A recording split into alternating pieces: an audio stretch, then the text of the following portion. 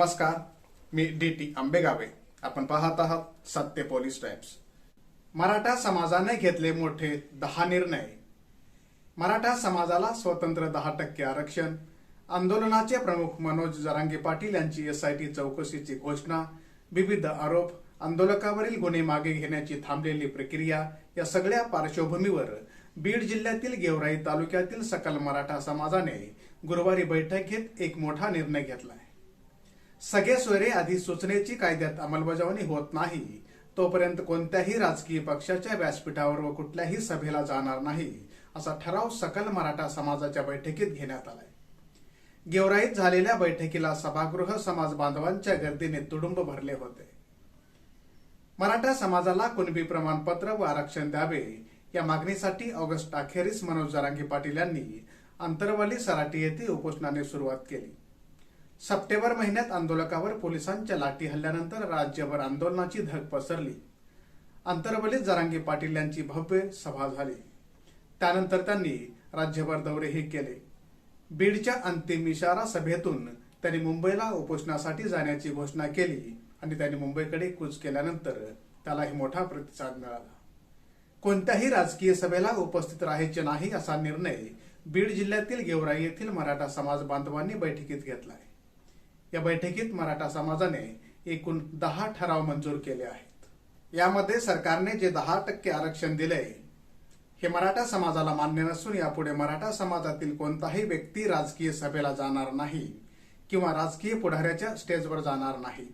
त्याचबरोबर आरक्षणासाठी जे संवैधानिक पद्धतीने आंदोलन सुरू आहे हे जर आंदोलन चिरडण्याचा सरकारने प्रयत्न केला तर समाज जेलभरो आंदोलन करेल. जनतेला आणि व्यापाऱ्याला कुठल्याही प्रकारचा त्रास होईल अशा पद्धतीचे आंदोलन मराठा समाज बांधव करणार नाही असे ठराव एका महत्वाच्या बैठकीत मंजूर करण्यात आले. कोणत्याही तरुणावर किंवा मराठा समाजातील व्यक्तीवर दबाव टाकून गुन्हे दाखल करण्याचा प्रयत्न केला तर समाज रस्त्यावर उतरून आंदोलन केलं जाईल असाही ठराव मंजूर करण्यात आलाय. तर दुसरीकडे कुणबी प्रमाणपत्र काढण्यासाठीची प्रक्रिया सध्या थांबवण्यात आली आहे. ती प्रक्रिया तात्काळ सुरू करण्यात यावी अशी मागणी मराठा समाजाच्या वतीने करण्यात आली. दरम्यान वाशी, नवी मुंबई येथे सरकारने सगळे सोयरे अधिसूचना काढण्याबाबत आश्वासन दिल्यानंतर आंदोलक माघारी फिरले. मात्र या अधिसूचनेचे कायद्यात रूपांतर करण्यासाठी अधिवेशनाची तयारी नसल्याने पुन्हा जरांगे पाटील उपोषणाला बसले. या दरम्यान मनोज जरांगे यांनी सरकारवर विशेष करून उपमुख्यमंत्री देवेंद्र फडणवीस यांच्यावर गंभीर आरोप करत जोरदार टीका केली. एवढंच नाही तर जरांगे अंतरवलीमधून थेट मुंबईत फडणवीसांच्या शासकीय निवासस्थानावर सागर बंगल्याकडे जाण्यास निघाले होते. या घटनेनंतर आणि फडणवीसांवर केलेल्या आरोपामुळे राज्य सरकारने जरांगेच्या बोलण्यामागे कोणीतरी आहे आणि त्याचा शोध घेतला जाणार असल्याचं जाहीर केलंय. त्यासाठी एसआयटी नेमण्याचंही मुख्यमंत्री शिंदे यांनी विधिमंडळात सांगितलंय. एवढंच नाही तर अंतरवलीमधील उपोषण स्थळावरील मंडप काढण्याच्याही पोलिसांकडून हालचाली झाल्याचे दिसून आले. या सर्व प्रकारामुळे आता मराठा समाजात राज्य सरकारबद्दल रोष निर्माण झाला आहे. गुरुवारी गेवराईत झालेल्या बैठकीतून हे समोर आले. राज्य सरकारने मराठा समाजावर 50%च्या वरती स्वतंत्र 10% आरक्षण दिले असून हे लादलेले आरक्षण आम्हाला नको. सगळे सोयरे अधिसूचनेची अंमलबजावणी करून सरसकट कुणबी प्रमाणपत्र द्यावे.